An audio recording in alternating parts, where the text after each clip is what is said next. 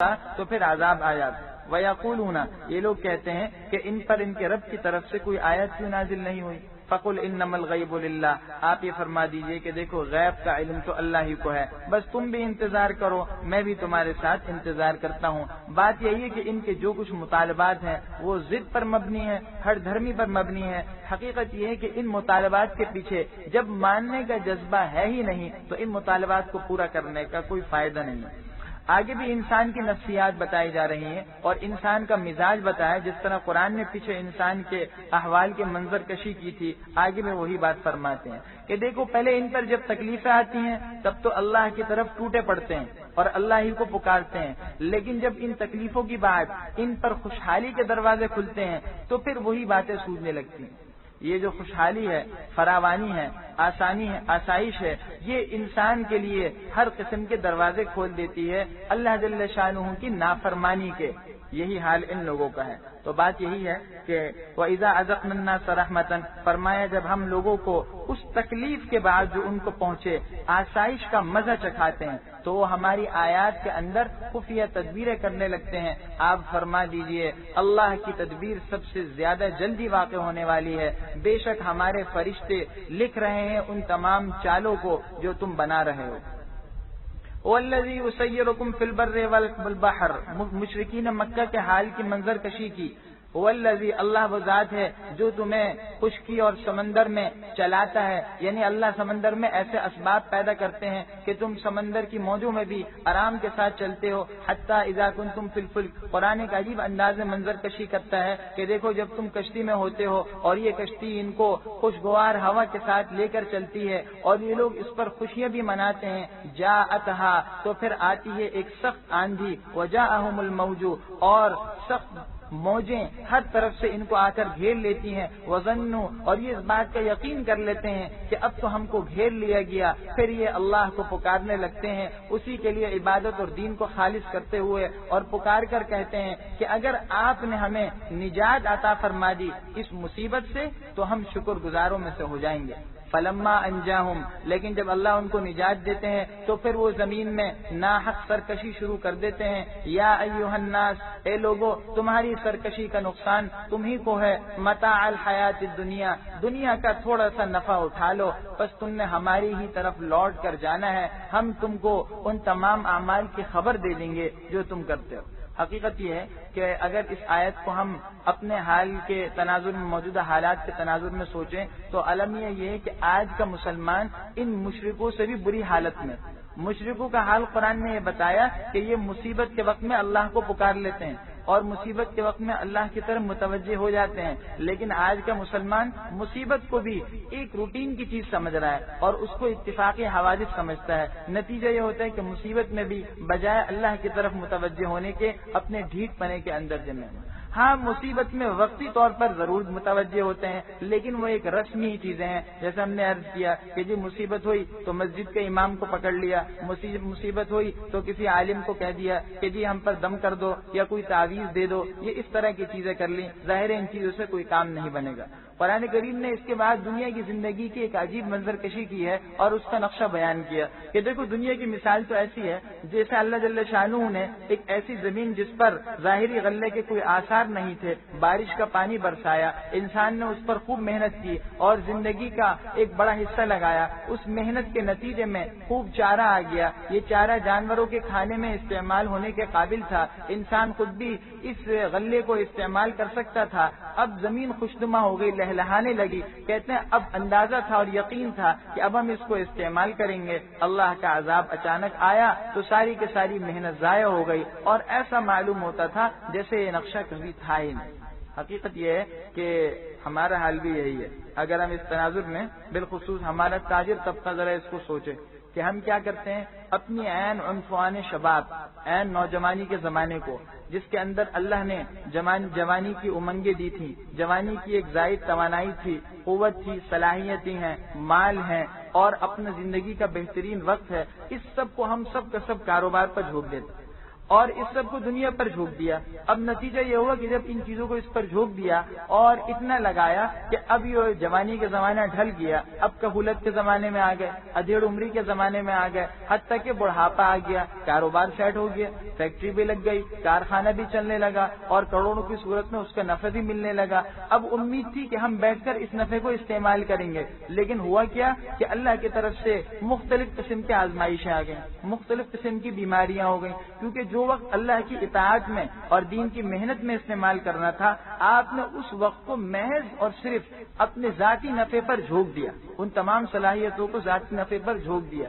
تو جتنا مال اور جتنی قوت اور صلاحیت آپ نے اس دنیا کے لیے استعمال کی، دنیا کو حاصل کرنے کے لیے دنیا ملی، لیکن آپ کو دنیا کو اس نفع کو استعمال نہیں کر سکے۔ وہی نفع آپ کو اسی توانائی دلانے کے لیے اور آپ کو وہی قوت دلانے کے لیے استعمال ہو رہا ہے۔ کبھی ڈاکٹر کے پاس جا رہے ہیں، کبھی دوسرے علاجات کر رہے ہیں، یہ سب اس لیے کہ اس وقت کے اندر اس دنیا کی زندگی کو اور اس وقت کو صحیح طریقے پر استعمال نہیں کیا تھا۔ تو فرماتے ہیں انما مثل الحیات الدنیا، بے شک دنیا کی زندگی کی مثال تو ایسی ہے جیسا کہ ہم آسمان سے پانی اتاریں اور اس سے زمین کی کھیتیاں جس کو جانور اور چوپائے کھاتے ہیں اور انسانوں کی غذا ہے، یہ سب کا سب جو ہے مل جل کر نکل پڑتا ہے، یہاں تک کہ زمین اپنی خوشنمائی کو اور اپنی ہریالی کو لے لیتی ہے اور زمین انتہائی مزین ہو کر سنور کر سامنے آ جاتی ہے، اور یہ کھیتی کرنے والے سمجھتے ہیں کہ اب ہم اس پر پوری دسترس رکھتے ہیں۔ اتاہا امرنا، تو اچانک ہمارا حکم اس زمین پر آتا ہے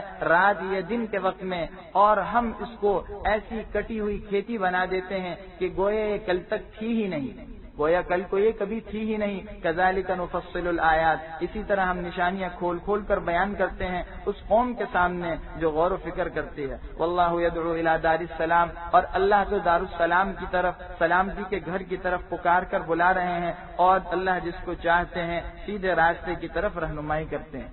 بھائی اللہ جل شانہ نے جنت تک پہنچنے کے اتنے راستے مقرر کر دیے کہ گویا اللہ جل شانہ کی طرف سے اس بات کی پکار اور ندا اور صدا لگی ہوئی ہے کہ کوئی ہے جو جنت کی طرف آ جائے۔ اتنے اسباب اللہ نے نیکیوں کے مقرر کر دیے، جیسے کہ پیچھے نیکیوں کا قانون تفصیل سے گزرا، اور حدیث میں آتا ہے لن یہلک علی اللہ الا الہالک۔ حقیقت یہ کہ اس سب کے باوجود اگر کوئی ہلاک ہوتا ہے تو یہ وہی شخص ہے جو ہلاکت کا حقیقی مستحق ہے، ورنہ اللہ نے تو اس کی کوئی اثر نہیں چھوڑی۔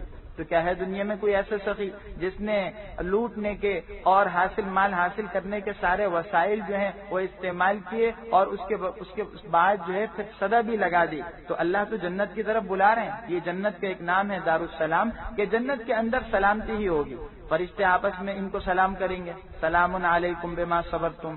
اسی طرح جنتی آپس میں ایک دوسرے کو سلام کہیں گے، اللہ جل شانہ کی طرف سے کہا جائے گا سلام قولا من رب الرحیم۔ اور پھر یہ کہ وہاں تکلیف کی کوئی آمیزش نہیں ہے، سراپا ہر قسم کی تشویش اور تکلیف سے سالم جگہ ہے۔ للذین احسنوا الحسنى وزیادہ، فرماتے ہیں اللہ جس کو چاہتے ہیں سیدھے راستے کی طرف رہنمائی کرتے ہیں، وہ لوگ جنہوں نے نیک کام کیے ان کے لیے بھلائی ہے اور اس پر مزید اضافہ ہے۔ حدیث میں حسنہ کی تفسیر جنت سے اور زیادہ کی تفسیر اللہ کے دیدار سے کی گئی ہے۔ نیک لوگوں کو ان کے نیک اعمال سے زائد بدلہ یہ ملے گا کہ اللہ کی طرف سے جنت کے بلند مرتبے ملنے کے بعد اللہ کا وہ دیدار نصیب ہوگا جس کے نتیجے میں دنیا کی ساری نعمتیں بلکہ جنت کی نعمتیں مؤمنین کو ہیچ معلوم ہوں گی۔ فرمایا ولا يرهق وجوههم قتر ولا ذلہ، اور ان کے چہروں پر نہ تو سیاہی چھائے گی اور نہ ہی ذلت و رسوائی ہوگی۔ یہی لوگ جنتی ہیں جس میں وہ ہمیشہ ہمیشہ رہیں گے۔ والذین کسبوا السیئات، اور وہ لوگ جنہوں نے برے کام کیے تو وہ سن لیں کہ برائی کا بدلہ ان کو اتنی ہی برائی کی صورت میں ملے گا، اور ان کے چہروں پر رسوائی چھائی ہوئی ہوگی۔ ما لهم من اللہ من عاصم، وہ غور سے سن لیں کہ ان کو اللہ کے عذاب سے بچانے والا کوئی نہیں ہوگا۔ کأنما، اور حال یہ ہوگا، ایسا محسوس ہوگا کہ گویا ان کے چہروں پر اندھیری رات کے تہ بتہ ٹکڑے چھا ڈالے گئے، ان کے چہروں پر یہ ٹکڑے جو ہیں وہ ڈال دیے گئے اور ان کے چہرے اس میں چھپے ہوئے ہیں۔ اولئک اصحاب النار، یہی لوگ دوزخی ہیں جس میں وہ ہمیشہ رہیں گے۔ فرمایا ویوم نحشرهم جميعا، آج دنیا میں ہم جن کی قیادت کر رہے ہیں، جن سیاسی لیڈروں اور جن قائدین کا ہم کہنا مان رہے ہیں اور دنیاوی مفادات کے خاطر ہم ان کے پیچھے چلے ہوئے ہیں، اللہ کی تعلیمات کو پس پش ڈالا ہوا ہے، قیامت کے دن منظر کشی کی جا رہی ہے کہ یہ تمام شرکا جس میں معبودان باطلہ اور یہ تمام دنیاوی لیڈر داخل ہیں، یہ خود بیزاری ظاہر کر دیں گے، یہ پارٹی والے یہ ایک دوسرے سے برات ظاہر کریں گے۔ وَيَوْمَ نَحْشُرُهُمْ جَمِيعًا، اور اس دن کو یاد کرو جس دن ہم ان سب کو جمع کریں گے، پھر ہم کہیں گے ان لوگوں کو جنہوں نے شرک کیا، دیکھو مکانکم، تم بھی اپنی جگہ رہو اور تمہارے یہ شرکا جتنے معبودان باطلہ جتنے تمہارے لیڈران ہیں یہ سب کے سب یہی رہیں۔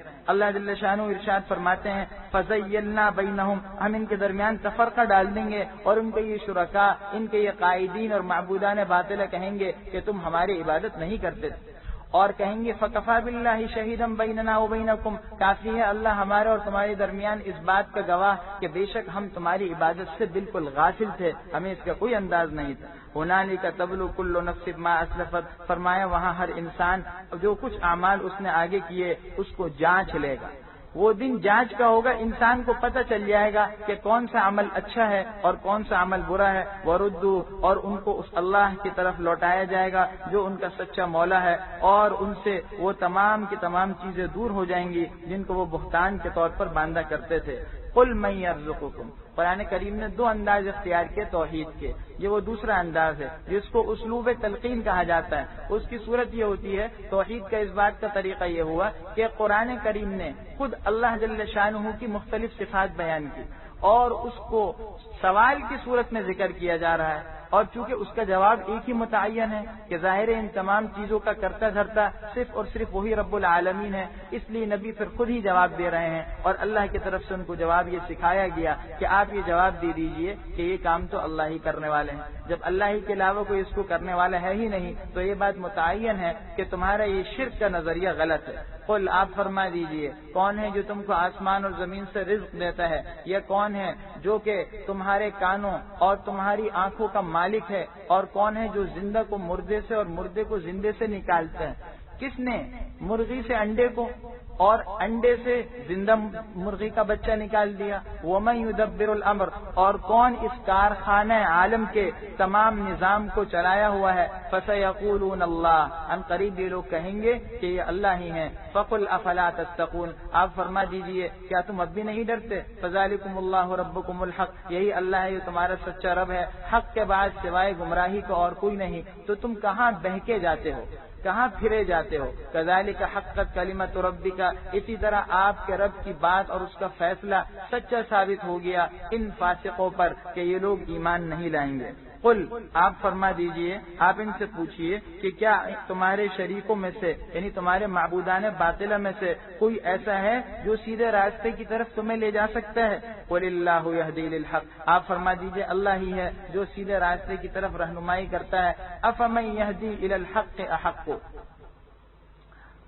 بلا وہ شخص یہدی الی الحق جو حق کی طرف دوسرے کو ہدایت دے رہا ہے، جو حق کا راستہ دوسرے کو دکھا رہا ہے، احق ان یتبع، وہ اس کے زیادہ لائق ہے، وہ ذات جو حق کی طرف دوسرے کو لے جا رہی ہے وہ اس کے زیادہ لائق ہے کہ اس کی پیروی کی جائے، یعنی اس کی بات مانی جائے۔ امن لا یہدی، یا وہ جو خود ہی سیدھے راہ پر نہیں، الا ان یہدی، الا یہ کہ اس کو سیدھے راستے پر چلایا جائے، تو تم کو کیا ہو گیا؟ تم کیسے بے وقوفانہ اور احمقانہ فیصلے کر رہے ہو؟ وما يتبع اکثرهم الا ظنا، اور ان میں سے اکثر لوگ صرف اور صرف اپنے خیالات کی ہی پیروی کر رہے ہیں۔ ان الظن لا یغنی من الحق شیئا، بے شک کچی خیالات اور کچی باتیں یہ حق کے حصول میں، حق کو حاصل کرنے میں کوئی فائدہ نہیں دیتے، بے شک اللہ ان کے افعال کو جان رہے ہیں۔ وما كان هذا القرآن، یہ مشرکین کا اعتراض تھا کہ یہ قرآن شاید آپ گھڑ کر لائے ہیں۔ قرآن نے اس کے دو جوابات تو اس صورت میں پیچھے دے دیے، یہ ایک اور جواب دیا جا رہا ہے کہ جی ان سب چیزوں سے ہٹ کر بالفرض مان لو کہ واقعی یہ چلو اللہ جل شانہ کا کلام نہیں کسی اور کا کلام ہے، تو اچھا ایسا کرو کہ اگر واقعی ایسی بات ہے تو تم اس جیسی ایک صورت لا کر دکھا دو، ایک صورت بھی اگر اس جیسی لا کر دکھا دو گے تو ہم مان لیں گے کہ ٹھیک ہے یہ کسی انسان کا کلام ہے۔ اور کیجئے کہ یہ دعویٰ اس ماحول میں کیا جا رہا ہے، ایسے حالات میں کیا جا رہا ہے کہ جبکہ وہ لوگ فصاحت و بلاغت کے جو ہے وہ اعلیٰ شاہکار تھے اور فصاحت و بلاغت جو ہے ان کی گھٹی میں پڑی ہوئی تھی، اس کے باوجود یہ لوگ اس قرآن کے نظیر لانے سے عاجز ہیں، کیونکہ الفاظ کی فصاحت و بلاغت ایک طرف ہے لیکن اس کے ساتھ ساتھ الفاظ کا ایسا ذخیرہ کہ اختصار کے ساتھ تھوڑی سے الفاظ میں مضامین کا ایک گہرا سمندر ڈال دیا جائے اور مضمون بھی سنجیدہ ہو، یہ صرف اور صرف قرآن کی خصوصیت. ایک نالائق نے کچھ باتیں کہی تھی، کہا جی الفیل ملفیل. قرآن کریم کی آیت ہے القارعہ مل قارعہ وما ادراک مل قارعہ، اس نے اس کے مقابلے میں مضمون بنایا الفیل ملفیل وما ادراک ملفیل لہو ذنب قصیر وانف طویل. اس طرح کی باتیں کرنی شروع کر دی. ظاہر سی بات ہے اس کی کوئی حقیقت نہیں ہے، یہ وہ مضحک خیز کلام ہے جس کے اندر کوئی سنجیدگی نہیں ہے. تو اللہ فرماتے ہیں کہ وما كان هذا القرآن ان يفترى من دون اللہ، یہ قرآن ایسا نہیں کہ اللہ کے علاوہ کوئی اور اس کو اپنی طرف سے گھڑ کر لے آئے، اور لیکن یہ قرآن تصدیق کرتا ہے ان کتابوں کی جو اس سے پہلے ہیں، اور اس میں ان تمام کتابوں کی تفصیل بھی ہے، اور اس میں کوئی شک نہیں کہ یہ رب العالمین کی طرف سے ہے. ام یقولون افترا، کیا یہ لوگ کہتے ہیں کہ ان نبی نے اس قرآن کو گھڑ لیا؟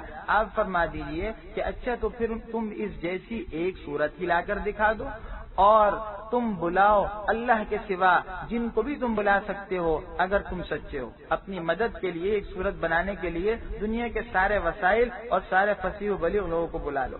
بل کذبوا بما لم یحیطوا بعلمی، بلکہ حقیقت یہ ہے کہ انہوں نے اس چیز کو جھٹلا دیا جس کا وہ اپنے علم سے احاطہ نہیں کر سکے، یعنی وہ چیز جس کی وہ اپنے علم سے اس کی گہرائی تک نہیں پہنچ سکے وہ اس کو جھٹلانے پر تیار ہوئے. اور ظاہر ہے انسان جس چیز سے ناواقف ہوتا ہے اس کو جھٹلاتا ہے. ولما یأتہم تأویل، اللہ فرماتے ہیں اور ابھی تک ان پر اس کا انجام کھلا نہیں، اس جھٹلانے کا عذاب ابھی نہیں آیا. کذالک کذب الذین من قبلہم، اسی طرح جھٹلایا تھا ان لوگوں نے جو ان سے پہلے تھے. تو آپ دیکھ لیجئے کیا ہوا ظالموں کا انجام.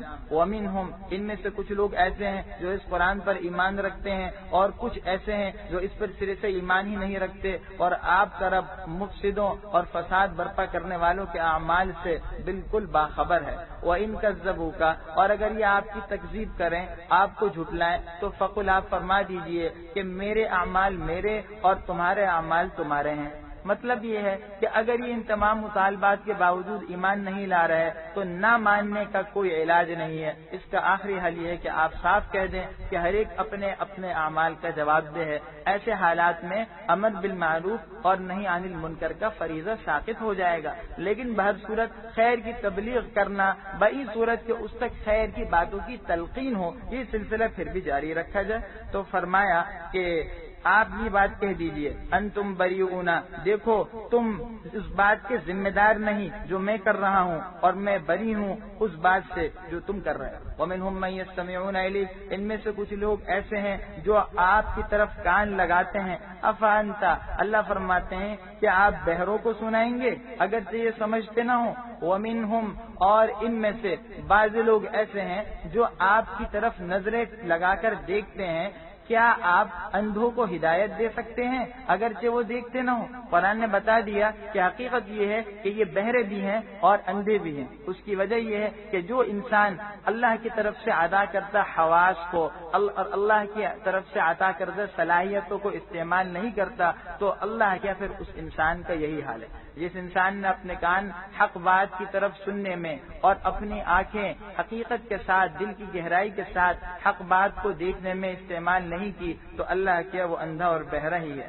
ان اللہ، بے شک اللہ جل شانہ لوگوں پر کوئی ظلم نہیں کرتے اور در حقیقت انسان ہی اپنے اوپر ظلم کرتے ہیں. وَيَوْمَ يَحْشُرُهُمْ، اور جس دن اللہ ان کو جمع کریں گے كَأَن لَّمْ يَلْبَثُوا، تو ان کو ایسا محسوس ہوگا کہ گویا وہ دن کی ایک گھڑی ٹھہرے. يَتَعَارَفُونَ بَيْنَهُمْ، آپس میں ایک دوسرے کو پہچانتے بھی ہوں گے. فرمایا تحقیق خسارے اور گھاٹے اور نقصان میں پڑ گئے وہ لوگ جنہوں نے اللہ کے سامنے ملاقات کو یعنی اللہ کے سامنے حاضری کو جھٹلایا اور وہ لوگ راہ راست پر نہیں تھے. وَإِمَّا نُرِيَنَّكَ، اللہ فرماتے ہیں اگر ہم آپ کو بعض وہ عذاب جن کا ہم ان سے وعدہ کر رہے ہیں دکھا دیں، او نتوفینک، یا آپ کو اپنی طرف منتقل کر کے لے لیں، فإلینا یرجعون، انہوں نے ہماری ہی طرف لوٹ کر آنا ہے. ممکن ہے کہ وہ عذاب آپ کے حیات میں آ جائے اور یہ بھی ممکن ہے نہ آئے تو بھی کوئی مسئلہ نہیں ہے. آپ ہو سکتا ہے اس عذاب سے پہلے ہی ہماری طرف تشریف لے آئیں. بعض صورت اللہ کی طرف جب سب آئیں گے تو فیصلہ ہو جائے گا. وَلِكُلِّ أُمَّةٍ رَسُولٌ، اور ہر امت کی طرف کوئی نہ کوئی پیغمبر آئے، فَإِذَا جَاءَ رَسُولُهُمْ، اور جب ان کے رسول ان کے پاس آئے تو ان کے درمیان انصاف سے فیصلہ ہو گیا اور ان پر ظلم نہیں کیا جاتا۔ اور یہ لوگ فَيَقُولُونَ، یہ لوگ پوچھتے ہیں کہ وہ وعدہ عذاب کا کب آئے گا اگر تم سچے ہو۔ قل، آپ فرما دیجئے، میں اپنے لیے بھی کسی نقصان اور فائدے کا کوئی اختیار نہیں رکھتا مگر جو اللہ چاہے۔ یہ فیصلہ کوئی عالم، کسی فرقے کا کوئی شخص نہیں کر رہا، بلکہ قرآن کریم خود یہ فیصلہ کر رہا ہے کہ دیکھو، نبی کسی قسم کے اختیارات کے اللہ کی طرف سے مالک نہیں ہے۔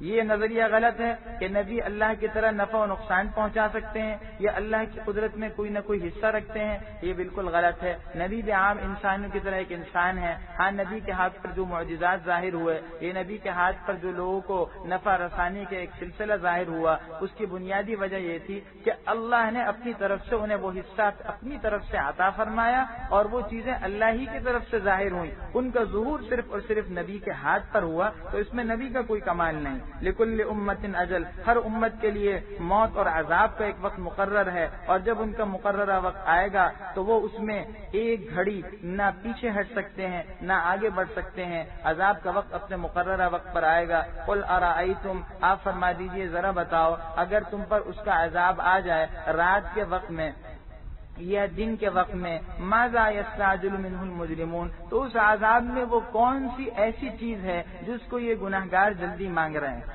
ارے بھائی، اس عذاب کا جو تم بار بار مطالبہ کر رہے ہو، دیکھو اگر بالفرض عذاب آ جائے تو اس میں فائدے کی کیا چیز ہے؟ ایسی کون سی کشش ہے؟ حقیقت یہ کہ عذاب تو سراسر نقصان دہ چیز ہے، اس لیے اس کو جلدی مانگنا یہ سوائے حماقت کے کچھ نہیں ہے۔ ثم اذا ما وقع، کیا پھر جب یہ عذاب آیا تو اب تم اس پر ایمان لاؤ گے؟ الآن، دیکھو اب ایمان لا رہے ہو، حالانکہ تم اس سے پہلے اس عذاب کو جلدی مانگ رہے تھے۔ ثم قیل للذین ظلموا، پھر ظالموں سے کہہ دیا جائے گا کہ دیکھو تم ہمیشگی کا عذاب کا مزہ چکھ لو، تم کو اس چیز ہی کا بدلہ مل رہا ہے جو تم کرتے تھے۔ وَيَسْتَنبِئُونَكَ، یہ لوگ آپ سے پوچھتے ہیں احق ہو، کیا وہ عذاب اور قیامت کا آنا سچ ہے؟ آپ فرما دیجئے میرے رب کی قسم یہ بالکل سچ ہے اور تم ہم کو ہرا نہیں سکتے۔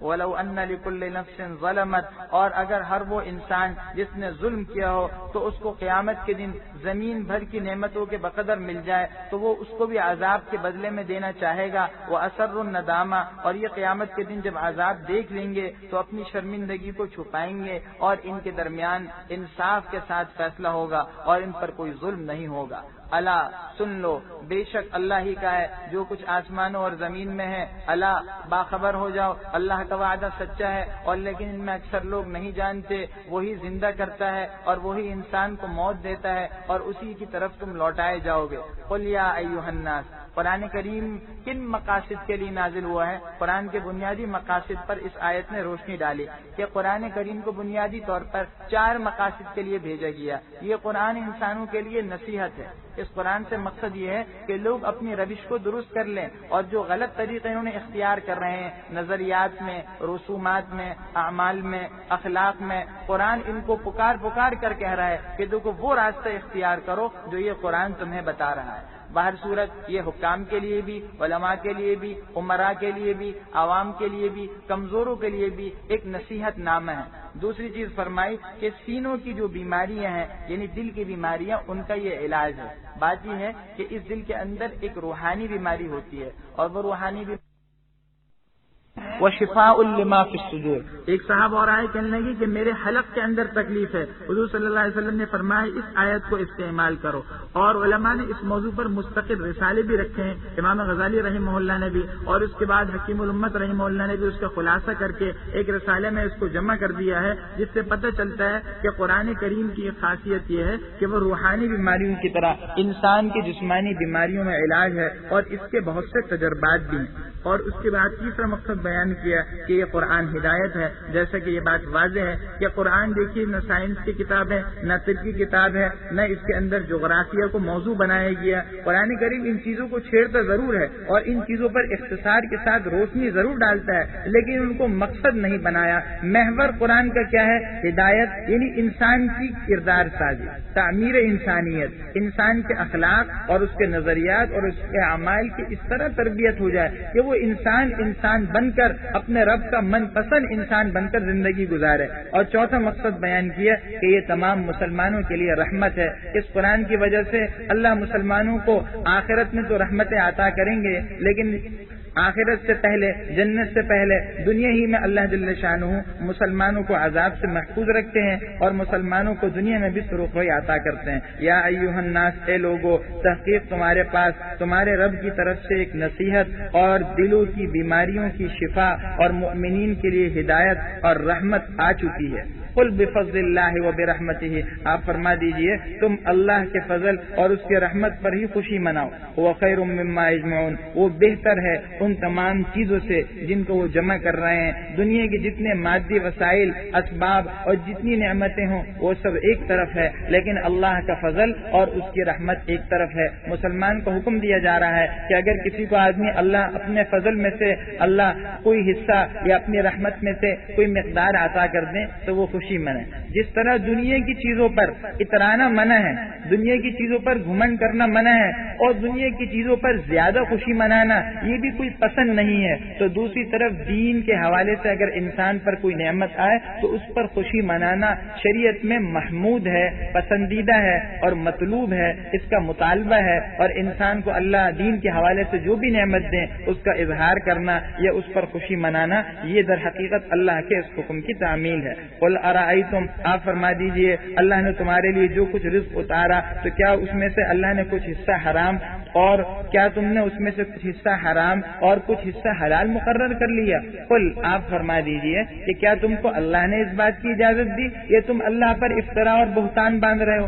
عجیب بات ہے، اللہ نے جتنا رزق نازل فرمایا ہے وہ سب کا سب حلال ہے، کچھ حصے تم نے حرام کر کے اللہ پر افطرا کیا ہے، یہ غلو ہے۔ جس طرح شریعت نے اس کو پسند نہیں کیا کہ اللہ کی محرمات سے، حرام کردہ چیزوں سے نہ بچو اور حلال و حرام کی تمیز کے بغیر اس کو بھی استعمال کرو، تو اللہ اس کو بھی پسند نہیں کرتے کہ غلو کر کے جو چیزیں حلال ہیں ان کو بھی حرام قرار دے کر ان سے بچو۔ ظاہر ہے اس کی اجازت نہیں ہے، یہی وہ غلو ہے جس نے نصارہ کو اور ہر دور میں جو غیر معتدل طبقہ ہے، جو انتہا پسند طبقہ ہے، اس کو گمراہ کیا ہے۔ دین اس غلب کو پسند نہیں کرتا، دین کہتا ہے اعتدال یہ ہے کہ اللہ نے جو نعمتیں دی ان کو حلال سمجھو ہی نہیں بلکہ حلال سمجھ کر استعمال کرو، ان کو برتو، اور اللہ اس برتنے پر خوش ہوتے ہیں، جیسے کہ بہت سے احادیث میں یہ مضمون ہے۔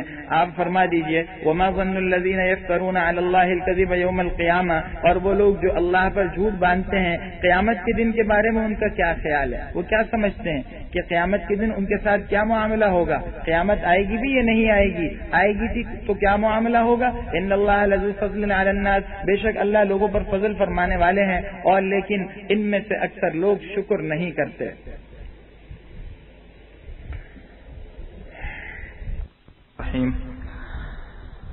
وما تكون في شأن وما تتلو منه من قرآن، فرمایا تم جس حال میں ہوتے ہو اور تم جس حال میں ہوتے ہو یا قرآن میں سے جو کچھ پڑھتے ہو، اور تم تمام کے تمام لوگ جو کچھ اعمال کرتے ہو، تو ہم اس وقت میں موجود ہوتے ہیں جب تم اس میں مشغول ہوتے ہو۔ شاہد، حاضر و ناظر صرف اور صرف اللہ کی ذات۔ انسان جس خیر یا برے عمل میں مشغول ہو، اللہ کی ذات وہاں موجود ہے۔ انسان کو یہ سبق دیا جا رہا ہے، اس بات پر متنبہ کیا جا رہا ہے کہ وہ اس بات کا استحضار رکھے۔ یہ تو اللہ کے حاضر ہونے کی بات۔ آگے ہے اللہ کے علم کی بات، وما یعزب عن ربک، اور دیکھو تمہارے رب سے پوشیدہ نہیں آسمان میں اور زمین میں ذرہ بھر برابر کوئی چیز بھی، نہ اس سے چھوٹی اور نہ اس سے بڑی، مگر سب کے سب روشن کتاب میں نہیں لوح محفوظ میں لکھی ہوئی ہے۔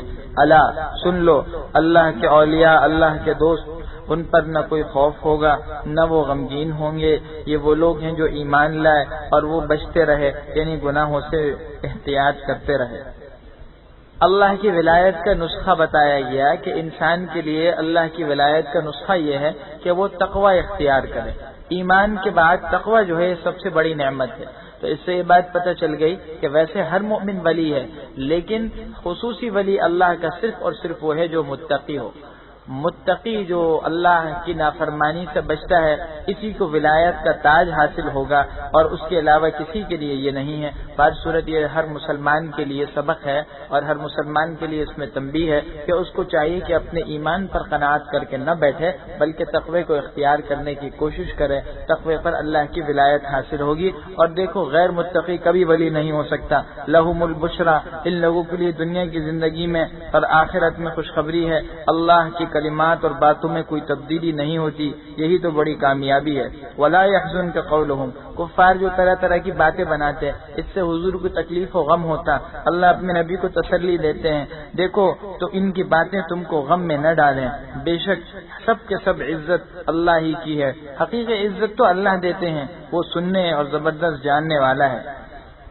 اللہ سن لو، اللہ ہی کے لیے ہے جو کچھ آسمانوں اور زمین میں ہے، یہ تمام کے تمام لوگ اللہ ہی کی ملکیت ہیں۔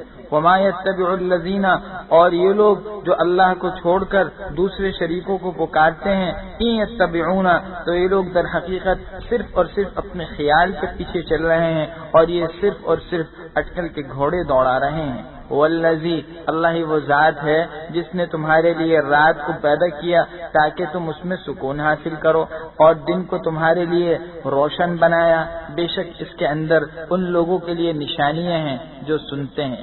قالوا، مشرکین نے یہ نظریہ اختیار کیا، اور ان سے پہلے یہود نے اور نصارہ نے، کہ حضرت عزیر اور حضرت عیسیٰ علیہ السلام کو خدا بنایا۔ مشرکین نے ان کو جو ہے جنات کو خدا کی بیٹیاں قرار دیا، اللہ فرماتے ہیں فرشتوں کو خدا کی بیٹیاں قرار دیا، اللہ فرماتے ہیں قالوا اتخذ اللہ ولدا، یہ لوگ کہتے ہیں کہ اللہ نے اولاد بنائی ہے، سبحانہ، وہ پاک ہے، هو الغنی، اور وہ بے نیاز ہے، جو کچھ آسمانوں اور زمین میں ہے وہ سب اسی کا ہے۔ ان عندکم من سلطان بہذا، اگر تمہارے پاس، حقیقت یہ ہے کہ تمہارے پاس اس کی کوئی دلیل نہیں ہے، اتقولون، کیا تم اللہ پر وہ چیزیں گھڑتے ہو جو تم خود نہیں جانتے؟ انسان جانے اس چیز کو جس کا وجود ہو، ان چیزوں کا کوئی وجود ہی نہیں ہے، تو یہ چیزیں خود تمہارے علم میں نہیں، ان کو اللہ کی طرف منسوب کرنا کیسے صحیح ہے؟ قل، آپ فرما دیجئے، بے شک وہ لوگ جو اللہ پر جھوٹ کر رہے ہیں یہ لوگ کامیاب نہیں ہوں گے۔ متاع فی الدنیا، تھوڑا سا دنیا کا فائدہ اور نفع ہے، ثم الینا مرجعہم، پھر انہوں نے ہماری ہی طرف لوٹ کر آنا ہے، اور پھر ہم ان کو سخت عذاب چکھائیں گے اس کفر کی وجہ سے جو وہ کرتے تھے۔ آگے حضرت نوح علیہ السلام کا واقعہ بہت اختصار کے ساتھ اور قدر ایجاز کے ساتھ بیان کیا جا رہا ہے، دوسرے مقام پر یہ واقعہ پیچھے تفصیل کے ساتھ گزر چکا ہے۔ وَاتْلُ عَلَيْهِمْ نَبَأَ نُوحٍ، فرماتے ہیں کہ آپ ان کے سامنے حضرت نوح کا قصہ پڑھ کر سنائیے۔ اذ قال لقومه، جبکہ انہوں نے اپنی قوم سے کہا، یا قومی، اے میری قوم، اگر تم پر شاق ہے میرا کھڑا ہونا اور اللہ کی آیات سے تم کو نصیحت کرنا، فعلی اللہ توکلت، تو میں اللہ ہی پر بھروسہ کرتا ہوں، فاجمعوا امرکم وشرکاءکم، تم اپنے تمام شرکا یعنی معبودان باطلہ سمیت اپنے فیصلے میں پختگی پیدا کر لو، ثم لا یکن امرکم علیکم غمہ، اور تمہارا یہ معاملہ پوشیدہ نہ رہے، ثم اقضوا الی، اور میرے بارے میں جو فیصلہ کرنا ہے وہ کر گزرو اور مجھے مہلت مت دو۔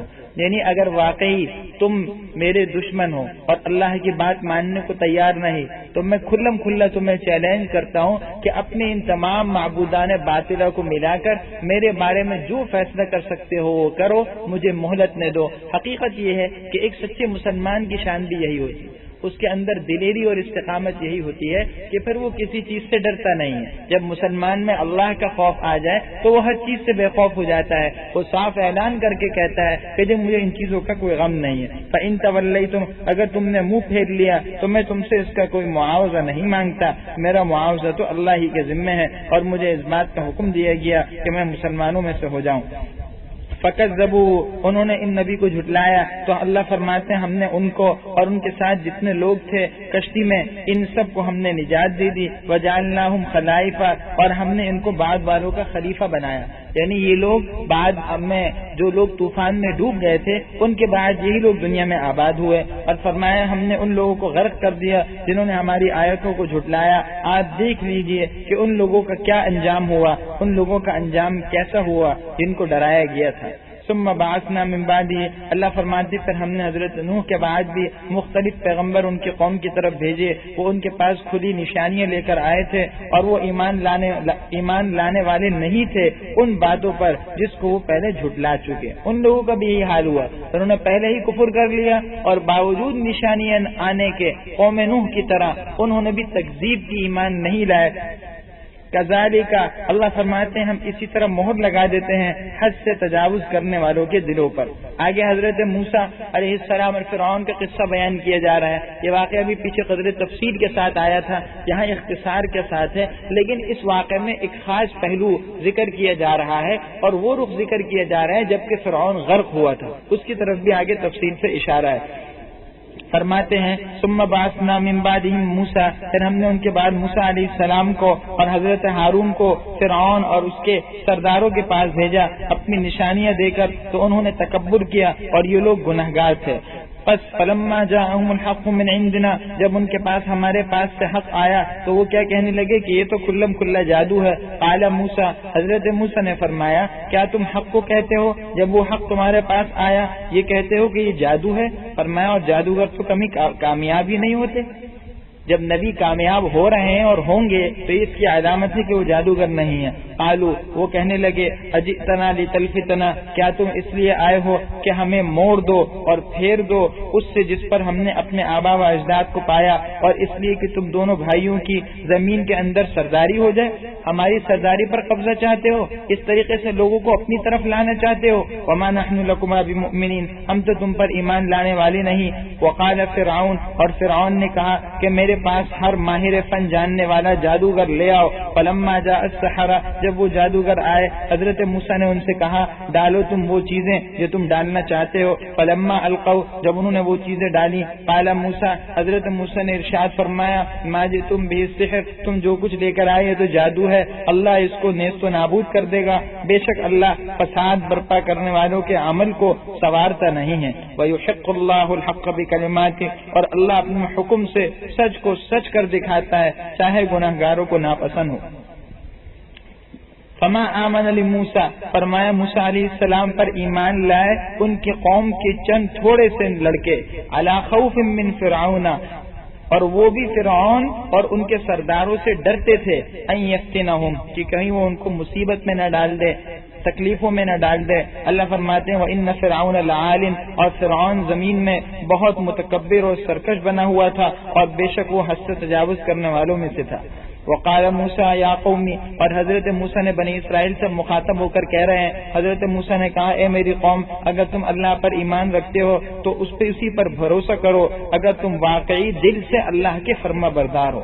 فقالوا، وہ کہنے لگے ہم نے اللہ ہی پر بھروسہ کیا، ربنا، اے ہمارے رب، لا تجعلنا فتنة للقوم الظالمین، ہمیں ظالموں کا تختہ مشق مت بنائیے کہ ظالم ہم کو طرح طرح کی تکلیفیں دیں۔ اس کا ایک مطلب تو یہ ہے کہ گویا انسان ظالموں کے لیے تختہ مشق بن گیا۔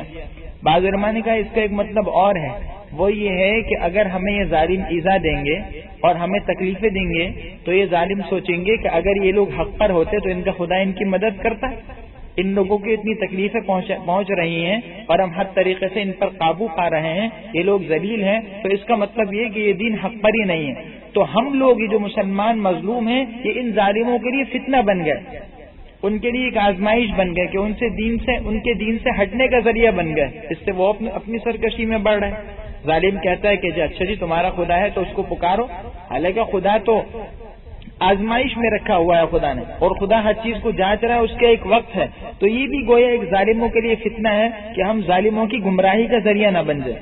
بعد صورت یہ دعا کی وَنَجِّنَا بِرَحْمَتِكَ، اور ہمیں اپنی رحمت سے کافر قوم سے نجات عطا فرما۔ وَأَوْحَيْنَا إِلَى مُوسَىٰ وَأَخِيهِ، فرماتے ہیں اللہ کہ ہم نے حضرت موسیٰ اور ان کے بھائی حضرت ہارون کی طرف یہ وحی بھیجی اور یہ حکم بھیجا کہ تم اپنے قوم کے لیے مصر میں گھر بنا لو، یعنی مصر میں آباد رہو، وَجَعَلُوا بُيُوتَكُمْ قِبْلَةً، اور اپنے گھروں کو قبلہ یعنی مسجد بنا لو۔ مفسرین کہتے ہیں اس کا ایک مطلب یعنی گھروں کے اندر نماز پڑھ لو، یہ گویا خصوصی حکم ہوا، ویسے ان کی شریعت میں یہ تھا کہ ہر جگہ نماز نہیں پڑھ سکتے تھے۔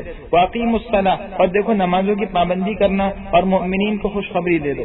وقال موسیٰ، اب حضرت موسیٰ بد دعا کر رہے ہیں جب موسیٰ علیہ السلام نے دیکھ لیا کہ فرعون کا جو کچھ مال ہے، جو کچھ سلطنت ہے، وہ اللہ کے اور اللہ کے دوستوں کے خلاف ہی استعمال ہو رہا ہے، تو یہ بد دعا کر دیا۔ اس سے معلوم ہو کہ اگر کوئی کافر اس حال پہ آ جائے کہ اس کی ہدایت کی کوئی امید نہ ہو، بلکہ اس کا وجود اور اس کی کوشش مسلمانوں کے حق میں سراسر نقصان دہ ہو، ایسی صورت میں بد دعا کی جا سکتی ہے۔ حضرت موسیٰ بد دعا فرما رہے ہیں، وقال موسیٰ، حضرت موسیٰ نے فرمایا، اے ہمارے رب، آپ نے فرعون کو اور اس کے سرداروں کو دنیا میں بہت سی خوشنما چیزیں اور مال عطا کیا ہے، اے ہمارے رب، ان سب کا انجام تو یہ ہے کہ یہ آپ کے راستے سے گمراہ کر دیں گے۔ ربنا اطمس علی اموالہم، اے ہمارے رب، ان کے مالوں کو نیست و نابود کر دے اور ان کے دلوں کو سخت کر دے تو یہ ایمان نہ لائیں جب تک کہ وہ دردناک عذاب نہ دیکھ لیں۔ قال قد اجیبت دعوتکما، اللہ نے تسلی دی، فرمایا تم دونوں کی دعا قبول ہو گئی۔ مفسرین کہتے ہیں دعا تو صرف موسیٰ علیہ السلام نے مانگی ہے، پیچھے تو حضرت موسیٰ دعا کر رہے ہیں، دونوں کی دعا کیوں؟ حضرت ہارون دعا پر آمین کہہ رہے تھے، اور بات یہ ہے کہ جو آمین کہہ رہا ہو تو گویا وہ بھی دعا میں شریک ہے، اس لیے کہا تم دونوں کی دعا قبول ہو گئی۔ فاستقیما، اب تم دونوں راہ راست پر رہو اور دیکھو ان لوگوں کے راستے پر مت چلنا جو نہیں جانتے۔ یہ دعا قبول ہونے کا اللہ نے اعلان کیا، لیکن 40 سال بعد جا کر اس کا نتیجہ ظاہر ہوا۔ تو اس سے معلوم ہوا کہ انسان یہ نہ سمجھے کہ جی اگر میں نے دعا کی ہے اور اس کا کوئی اثر ظاہر نہیں ہوا تو دعا قبول ہی نہیں ہوئی۔ بھائی بسا اوقات اللہ کی طرف سے دعا قبول نہیں ہوتی، اس کی وجہ ہے کہ دعا قبول نہ ہونے میں خیر ہے۔ دعا قبول نہ ہونے کا مطلب یہ ہو کہ وہ چیز نہیں ملی جو اللہ نے اس نے اللہ سے مانگی، لیکن اللہ نے اس کو اس سے بہتر بدلہ دے دیا یا اس کے بدلے میں مصیبت ٹال دی۔ حدیث میں آتا ہے اس کی ایک اور صورت یہ ہے کہ آخرت میں اس کا اجر و ثواب دیں گے، اور اگر دنیا میں قبول بھی کر لی تو یہ ضروری نہیں کہ اس کا بدلہ فوراً ظاہر ہو، بلکہ ہو سکتا ہے کہ ایک طویل عرصے بعد اس کا نتیجہ ظاہر ہو، جس طرح یہاں پر ہوا۔ چنانچہ اب وہ بددعا کس طرح قبول ہو رہی ہے، اب وہ منظر کھینچا جا رہا ہے جس کی طرف پیچھے بھی اشارہ ہو چکا ہے۔ یہاں قدر تفصیل کے ساتھ ایک خاص واقعہ بیان کیا، فرماتے ہیں وجاوزنا ببنی اسرائیل البحر، ہم نے بنی اسرائیل کو دریا سے پار کر دیا، اور فرعون اور اس کے لشکر نے سرکشی اور حد سے تجاوز کرتے ہوئے ان کا تعاقب کیا، حتی اذا ادرکہ الغرق، یہاں تک کہ جب غرق کے عذاب نے اس کو آ پکڑا، یعنی سمندر میں ڈوبنے لگا، قالا، تو کہنے لگا میں ایمان لاتا ہوں اس بات پر کہ اس ذات کے سوا کوئی معبود نہیں جس پر بنو اسرائیل ایمان لائی ہے، اور میں بھی مسلمانوں اور فرمانبرداروں میں سے ہوں۔ اللہ فرماتے ہیں آنا، کیا اب ایمان لاتے ہو، حالانکہ اس سے پہلے نافرمانی کر چکے تھے اور تم فتنہ اور فساد برپا کرنے والوں کے اس وقت میں ایمان قبول نہیں ہے۔ اس کی وجہ ہے کہ یہ ایمان وہ ہے جو موت کے وقت میں ہوا، اور موت کے وقت ایمان قبول نہیں ہوتا۔ حدیث پاک میں اس کی تشریح آتی ہے کہ ایمان غرغرہ قبول نہیں، ان اللہ یقبل توبۃ العبد ما لم یغرغر، او کما قال صلی اللہ علیہ وسلم، کہ اللہ بندے کی توبہ کو اس وقت تک قبول کرتے ہیں جب تک کہ غرغرہ کی حالت نہ ہو۔ علماء کہتے ہیں غرغرہ کی حالت یہ ہوتی ہے کہ روح حلق تک آ جائے، تو مطلب یہ کہ جب روح نکلنے کا وقت ہو رہا ہوتا ہے، چونکہ اس وقت میں فرشتے نظر آتے ہیں اور آخرت کے مناظر سامنے آتے ہیں، تو وہ ایمان بالغیب کہاں رہا؟ اللہ نے تو کہا الذین یؤمنون بالغیب، اور یہ تو چیزیں دیکھ کر ایمان لے آیا، لہٰذا یہ ایمان مطلوب نہیں ورنہ یہ ایمان مقبول ہے۔ اس سے معلوم ہو گیا جس طرح اس وقت کا ایمان قبول نہیں، اس وقت کا کفر و شرک بھی قبول نہیں ہے۔ ایک مومن ہے، تکلیف کی شدت میں اگر حالت غرغرہ میں اس سے کوئی کفریہ کلمہ سرزد ہو گیا تو اس کا اعتبار نہیں ہوگا۔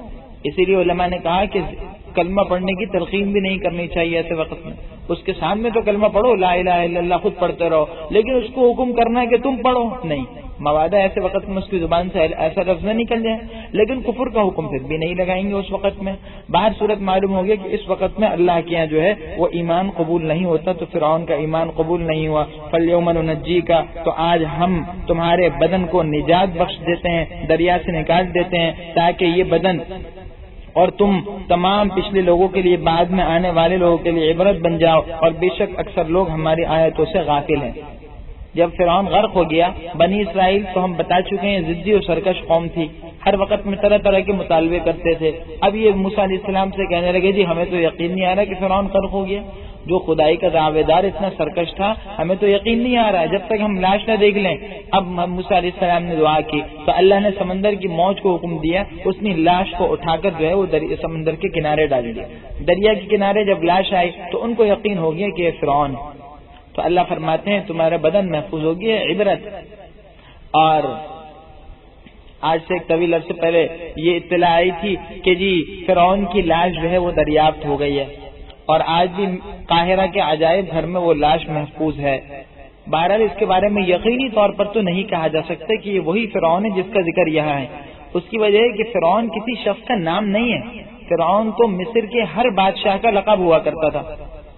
ہر بادشاہ جو ہے اس کو جو ہے قبطی جو قوم ہے قبط، ان کے جو ہے بادشاہ جو ہے ان کا لقب فرعون تھا، جس طرح مصر کے بادشاہ جو ہے اس کا لقب تھا عزیز مصر کہتے ہیں، تو یہ قبطیوں کے بادشاہ کو فرعون کہتے تھے، لہذا فرعون تو بہت سارے ہو سکتے ہیں، تو ممکن ہے وہ کسی اور فرعون کی لاش ہو، لیکن اس کا امکان ضرور ہے، بلکہ بہت زیادہ گمان ہے کہ کیا عجب ہے جس طرح اللہ نے دریا کے ذریعے سے اس کی لاش باہر نکلوا دی اور اللہ نے جو ہے اس کو غرق ہونے سے بچا لیا، تو ممکن ہے وہ لاش ابھی تک گلنے سڑنے سے بچی ہو۔ باہر صورت وہ زبردست انسانوں کے لیے عبرت ہے۔ وَلَقَدْ بَوَّأْنَا بَنِي اسرائیل، اللہ فرماتے ہیں تحقیق ہم نے بنی اسرائیل کو مبوّأ صدق، بنی اسرائیل کو رہنے کی عمدہ جگہ دی اور ان کو پاکیزہ چیزیں رزق کے طور پر عطا کی۔ فرعون کے غرق ہونے کے بعد فمختلفوا، ان لوگوں نے باوجود علم حاصل ہونے کے اختلاف ہی کیا، بے شک آپ کا رب ان کے درمیان قیامت کے دن فیصلہ کر دے گا ان چیزوں میں جس میں وہ اختلاف میں پڑے ہوئے تھے۔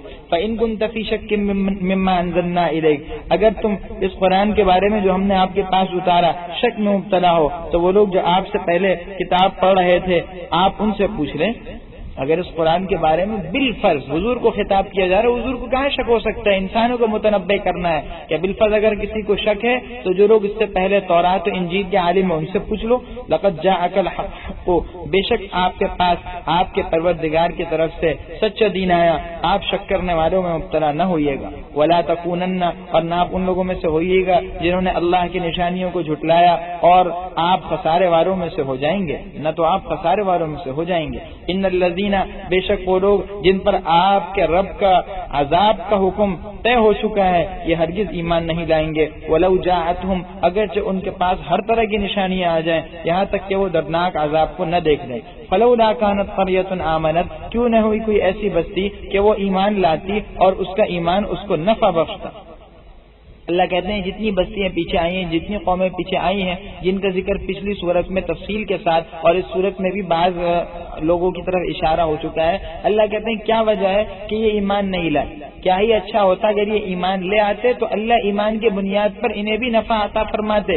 الا قوم یونس، سوائے قوم یونس کے، یعنی اور بستیوں نے تو ایسا معاملہ نہیں کیا، ایمان نہیں لائے۔ ہاں قوم یونس جو ہے ایمان لے آئے۔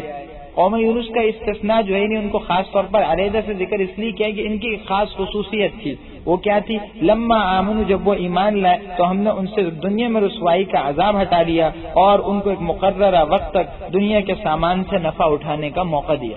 ان کی خصوصیت یہ تھی کہ ان پر عذاب نظر آنا نازل ہوتا ہوا آنا ان کو شروع ہو گیا، دکھائی دینے لگا تھا عذاب نازل ہوتا ہوا، تو عذاب گویا نازل ہونے لگا تھا، اوپر آ گیا تھا۔ یہ اس وقت میں ایمان لے آئے، اللہ نے ان کے ایمان کو قبول کر لیا، ان کی خصوصیت ہو گئی۔ بات یہ ہے کہ حضرت یونس علیہ السلام کا ایک طویل قصہ ہے، بال اختصار کے ساتھ یہاں جتنا پہلو واقعہ ہے اس کی طرف ہم اشارہ کرتے ہیں۔ ہوا یہ تھا کہ یونس علیہ السلام نے اپنی قوم کو خوب تبلیغ کی، لیکن تقریباً 1 لاکھ آدمی سے قرآن نے ذکر کیا، بال اپنی قوم کو تبلیغ کی، یہ لوگ ایمان نہیں لائے۔ یونس علیہ السلام عراق کے شہر موصل میں جو نینوا ایک مشہور مقام ہے، یہاں مبعوث ہوئے تھے، تو اہل نینوا کی طرف مبعوث ہوئے، یہ لوگ ایمان نہیں لائے۔ حضرت یونس علیہ السلام نے اب صاف کہہ دیا اللہ کی طرف سے عذاب کا وقت آ چکا ہے، اور دیکھو اگر تم ایمان نہیں لائے، تم نے توبہ نہیں کی تو یہ 3 دن کے اندر اندر عذاب آ جائے گا۔ چنانچہ ان لوگوں نے کہا کہ ٹھیک ہے، اگر عذاب آتا ہے تو ہمیں ہی پتہ چل جائے گا۔ یونس علیہ السلام اب جو ہے اس بستی سے چلے گئے اس ڈر سے کہ اللہ کا عذاب آنے والا ہے۔ ادھر کیا ہوا، عذاب کے آثار آنے شروع ہو گئے۔ رات میں یونس علیہ السلام بھی نہیں تھے، ان لوگوں کو اس سے اندازہ ہوا، اور پھر جو ہے عذاب کے آثار بادل کی شکل میں عذاب قریب تک آ گیا۔ ان لوگوں نے حضرت یونس علیہ السلام کو تلاش کیا، وہ تو ملے نہیں، تو اب خوب توبہ استغفار میدان میں جا کر کی، گر گڑائے، اللہ نے ان سے عذاب کو ٹلا دیا ان کے توبہ استغفار کی وجہ سے۔ یونس علیہ السلام کا واقعہ اس کے بعد یہ ہوا کہ حضرت یونس ایک جگہ چلے گئے تھے، جب انہیں خیال ہوا کہ پتہ چلا کہ عذاب تو آیا ہی نہیں، اب یہ خطرہ ہوا کہ وہ لوگ مجھے جھوٹا نہ سمجھیں۔ یونس علیہ السلام نے تو سچ کہا تھا کہ ایمان نہ لاؤ گے تو عذاب آئے گا، یہ ایمان لے آئے، اللہ کی خصوصی توفیق ہوئی تو یہ عذاب سے بچ گئے۔ لیکن ہوا یہ کہ یونس علیہ السلام کو یہ خطرہ ہوا۔ اب جب حضرت یونس کو یہ خطرہ ہوا تو یونس علیہ السلام پھر جو ہے وہ سمندر کی طرف گئے، کیونکہ ان کے قوم میں یہ معاملہ تھا کہ جو شخص جھوٹا قرار پاتا اس کو قتل کر دیتے، تو ایک طبعی ڈر تھا۔ اب دیکھیے یہاں اللہ کی طرف سے وضاحت کے ساتھ یہ حکم ابھی نہیں آیا تھا ہجرت کا، لیکن یونس علیہ السلام نے اپنے طور پر فیصلہ کیا، کوئی گناہ نہیں تھا، لیکن نبی کے شان کے اعتبار سے چونکہ یہ ایک بڑی بات تھی، اللہ کیا یہ ناپسند ہوا، اس لیے اللہ نے تنبیہ فرمائی۔ چنانچہ کشتی میں پھر یہ بیٹھے تو کشتی میں طغیانی آنے لگی، قرآن ڈالا، ان کا نام نکلا، اور قرآن اس لیے ڈالا کہنے لگا ہمارا تو یہ دستور ہے کہ کشتی میں طغیانی جب بھی آتی جب کوئی گناہ گار ہو، ان کا نام بار بار نکلا تو فرمایا میں ہی وہ ظالم گناہ گار ہوں۔ بہرحال اللہ نے پھر ان کو مچھلی کے پیٹ میں جو ہے ڈال دیا، مچھلی نے ان کو نگل لیا، یہ اللہ کی قدرت کی نشانی تھے، لیکن اس وقت میں بھی دعا کرتے رہے لا الہ الا انت سبحانک انی کنت من الظالمین، جس کا ذکر سورہ انبیاء میں ہے۔ تو پھر یونس علیہ السلام کو اللہ نے اس کے بعد مچھلی کے پیٹ سے خلاصی دی۔ بال مختصر سا واقعہ یہی ہے، تو اس سے معلوم ہوا کہ یہ بات بالکل درست نہیں ہے جو بعض معاصرین نے یہ بات لکھی ہے یہاں پر کہ جی یونس علیہ السلام سے جو ہے منصب رسالت کی ادائیگی میں کوتاہی ہو گئی۔ حضرت یونس علیہ السلام سے چونکہ منصب رسالت فریضہ رسالت کی ادائیگی میں کوتاہی ہوئی، اس لیے ان سے یہ ہوا، اور ایک پورا مضمون انہیں اس سلسلے میں یہ بات لکھی ہے، یہ غلط۔ نبی پر اس قسم کا تبصرہ کرنا بالکل مناسب نہیں، کوئی ایسے منصب رسالت میں کوتاہی نہیں ہوئی، بلکہ حضرت یونس علیہ السلام نے ایک اجتہادی معمولی سی خطا یہ سرزد ہوئی تھی جو ان کی شان کے اعتبار سے ہے کہ وہ جو ہے اس طرف چلے گئے۔ چنانچہ تفہیم القرآن جو ہے اس کی جلد 2 میں یہ مضمون لکھا ہوا ہے، اگرچہ نئے ایڈیشن میں اس میں کچھ حذف ہوا ہے، لیکن بہر صورت یہ مضمون پھر بھی ہے، اس لیے اس مضمون پر غور کرنا چاہیے، اور یہ مضمون بالکل قابل توجہ نہیں ہے۔ مفسرین میں سے کسی نے، حضرات صحابہ و تابعین میں سے کسی نے ایسی کوئی بات نہیں کی، اور نہیں یہ بات انبیاء کی شان کے اعتبار سے کہنا مناسب ہے۔ وَلَوْ شَاءَ رَبُّكَ، اللہ فرماتے اگر آپ کا پروردگار چاہتا تو زمین میں جتنے لوگ تھے سب کے سب ایمان لے آتے۔ کیا آپ لوگوں کو زبردستی ایمان لانے پر مجبور کرنا چاہیں گے؟ یہ کیسے ہو سکتا ہے؟ اگر اللہ چاہتے تو سارے ایمان لے آتے۔ حضور کو بتایا جا رہا ہے اتنا غم نہ کیجیے ان کے ایمان نہ لانے پر۔ وما کان لنفس، اور فرمایا حالانکہ کسی انسان کو یہ قدرت ہی نہیں کہ وہ ایمان لائے خدا کے حکم کے بغیر، اور اللہ جل شانہ گندگی اور کفر کی نجاست ڈال دیتے ہیں ان لوگوں پر جو سمجھتے نہیں ہیں۔ یہ کافر جو عقل استعمال نہیں کرتے یہ کفر کی نجاست میں پڑے رہتے ہیں۔ قل انظروا، آپ فرما دیجئے غور کرو ان چیزوں میں جو آسمانوں اور زمین میں ہیں۔ وما تغنی الآیات والنذر، اور دیکھو یہ آیتیں، نشانیاں اور ڈرانے والے، یہ ساری کی ساری چیزیں مومن ایمان والوں کے، جو لوگ ایمان نہیں رکھتے، جو ایمان لانے والے نہیں ہیں، ان کے کچھ کام نہیں آتی۔ جس کے دل میں ماننے کا ارادہ ہی نہ ہو تو اس کو تو آپ لاکھ دلائل لا دو، لاکھ بہت سی چیزیں دکھا کر لا دو، وہ ایمان نہیں لائے گا، کیونکہ مہر لگ چکی ہے۔ فَهَلْ يَنْتَظِرُونَ، اللہ فرماتے ہیں سو یہ اپنے سے پہلے لوگوں پر گزرے ہوئے حالات کے منتظر ہیں۔ قُلْ فَانْتَظِرُوا، آپ فرما دیے تم انتظار کرو، میں بھی تمہارے ساتھ انتظار کرنے والوں میں سے ہوں۔ ثُمَّ نُنَجِّي رُسُلَنَا، اللہ فرماتے ہیں پھر ہم اپنے پیغمبروں کو اور مؤمنوں کو اسی طرح نجات دیتے رہتے ہیں، اور ہمارے ذمہ ہے کہ ہم مؤمنوں کو نجات دیں۔ قُلْ یا ایھا الناس، آپ فرما دیجیے اے لوگو اگر تم میرے دین کے بارے میں شک میں ہو تو سن لو، میں ان لوگوں کی عبادت نہیں کرتا جن کو تم پوچھتے ہو اللہ کو چھوڑ کر، اور لیکن میں اللہ ہی کی عبادت کرتا ہوں جو تمہاری روح کو، تمہاری جانوں کو لیتے ہیں، اور مجھے اس بات کا حکم دیا گیا ہے کہ میں مؤمنوں میں سے ہو جاؤں، ایمان لانے والوں میں سے ہو جاؤں۔ وَأَنْ أَقِمْ وَجْهَكَ، اور اس بات کا حکم دیا گیا کہ اپنے چہرے کو، اپنی ذات کو دین کی طرف یکسو کر دو، ہر چیز سے ہٹ کر، اور دیکھو مشرکین میں سے نہ ہونا۔ وَلَا تَدْعُ مِن دُونِ اللَّهِ، اور اللہ کو چھوڑ کر ان چیزوں کو مت پکارنا جو نہ تمہیں فائدہ پہنچا سکتی ہیں نہ نقصان پہنچا سکتی ہیں، اگر تم نے ایسا کیا تو تم یقیناً ظالموں میں سے ہو جاؤ گے۔ یہ سمجھانے کا ایک انداز ہے، نبی کو کوئی شک نہیں ہو سکتا۔ نبی کیا کسی اللہ کے نیک بندے کو دین کے بارے میں شک نہیں، اپنے دین کی حقانیت میں شک نہیں ہے، دین اسلام کی صداقت میں شک نہیں ہے، نبی کو کیسے شک ہے؟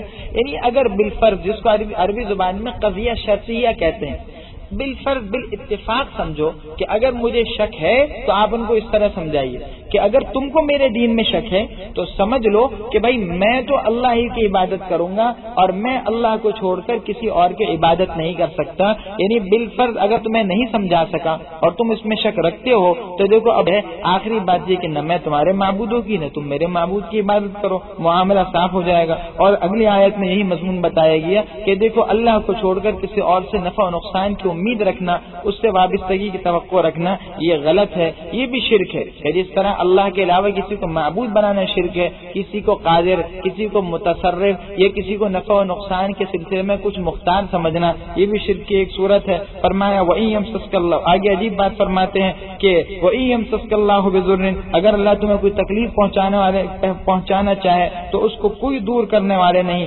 سوائے اس کی ذات کے، اور اگر تمہارے حق میں وہ کوئی بھلائی چاہے تو اس کے فضل کو کوئی روکنے والا نہیں۔ اللہ یہ چیز اپنے بندوں میں سے جسے چاہتا ہے دیتا ہے، اور وہ بہترین بخشنے والا مہربان ہے۔ قرآن کریم کی آیت در حقیقت اس بات کا انسان کو یہ نظریہ سکھا رہی ہے۔ اسلام کا بنیادی قانون اور نظریہ یہی ہے کہ انسان نفع اور نقصان کی امید مخلوق سے ختم کر کے اللہ کے ساتھ قائم کر لے۔ جو انسان یہ نظریہ اختیار کر لے گا تو حقیقت یہ ہے کہ اس کی ساری امیدیں اب اللہ سے متعلق ہو جائیں گی، تو اس کی دنیا میں سارے غم بھی ختم ہو جائیں گے، کیونکہ جب اسے پتہ ہے کہ نفع اور نقصان کو دینے والے اللہ ہیں تو پھر مخلوق سے توقع ہی نہیں رہے گی۔ غم جب ہوتا ہے جب کسی سے توقع رکھو کہ جی یہ مجھے مال دے گا، یہ مجھے نفع پہنچائے گا، اب اس نے نفع کیوں نہیں دیا، یا یہ خیال ہو کہ یہ مجھے نقصان پہنچائے گا، اب اس کو جو ہے ہر وقت ڈر لگا ہوا اس سے نقصان کا۔ جب تم خوف اور طمع کو اللہ سے وابستہ کر لو گے تو سارے غم بھی دور ہو جائیں گے، اور اللہ کے ساتھ ایمان و یقین اور توکل کی فضا بھی مضبوط ہو جائے گی۔ قل یا ایھا الناس، آپ فرما دی اے لوگو، تحقیق تمہارے پاس حق آ گیا تمہارے رب کی طرف سے، جس نے ہدایت حاصل کی وہ در حقیقت اپنے فائدے کے لیے ہدایت حاصل کر رہا ہے، اور جو گمراہ ہے تو در حقیقت وہ گمراہی سے اپنا ہی نقصان کر رہا ہے۔ وما انا علیکم بوکیل، اور دیکھو میں تمہارا وکیل نہیں ہوں، یعنی تم پر نگہبان نہیں ہوں، داروغہ نہیں ہوں۔ واتبع ما یوحی الیک، نبی کو حکم دیا جا رہا ہے کہ جو وحی آپ کی طرف نازل ہو رہی ہے آپ اس کی پیروی کیے جائیے، واصبر، اور صبر فرمائیے یہاں تک کہ اللہ فیصلہ کر دے، اور وہ بہترین فیصلہ کرنے والا ہے۔